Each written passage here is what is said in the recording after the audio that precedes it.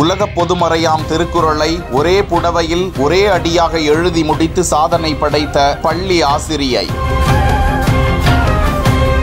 இந்த காலகட்டத்திலே நல்ல ஒரு விழிப்புணர்வை உண்டாக்க வேண்டும் என்ற ஒரே நோக்கத்தோடு 2 அடிகளில் அழகாக விளக்கியுள்ள அந்த திருக்குறளை நாம் நினைவில் வைத்து அதன்படி அதனுடைய சிந்தனைகளை பயன்படுத்தி அதன் வழியிலே நடக்க வேண்டும் என்ற ஒரே நோக்கத்தோடு இந்த 1330 திருக்குறளை 8 மணி நேரம் 8 நிமிடத்திலே நான் சாதனையாக செய்து முடித்தேன்.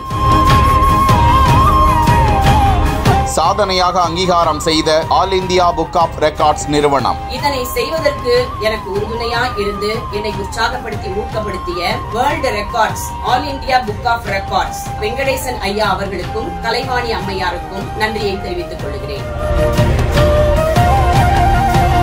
சென்னை அனகாபுத்தூரில் நேஷனல் நடுநிலை பள்ளியில் ஆசிரியையாக பணியாற்றி வருபவர் ஒமேகா ராணி. சமூக சேவகரான இவர் பள்ளி மாணாக்கர்களையும் மக்களையும் வள்ளுவனின் ஈரடி குறளை படித்து பயனடைந்து அறநெறியுடன் வாழ்ந்து வெற்றியடைய விழிப்புணர்வை ஏற்படுத்தும் விதமாக புதிய முயற்சியை மேற்கொண்டார். இதற்காக பிரத்யேகமாக புடவை ஒன்றை வாங்கி வந்து அதில் 1330 திருக்குறள்களையும் காலை 7:35 மணிக்கு தொடங்கி மாலை 3:45 மணிக்கு நிறைவு செய்து சாதனை புரிந்தார். முன்னதாக இவரது முயற்சியை அறிந்த All India book of records நிறுவனம் அதனை பதிவு செய்து அவரை சாதனையாளராக அறிவித்தது. ஆசிரியை ஒமேகா ராணியை ஏராளமானோர் பாராட்டி வருகிறார்கள்.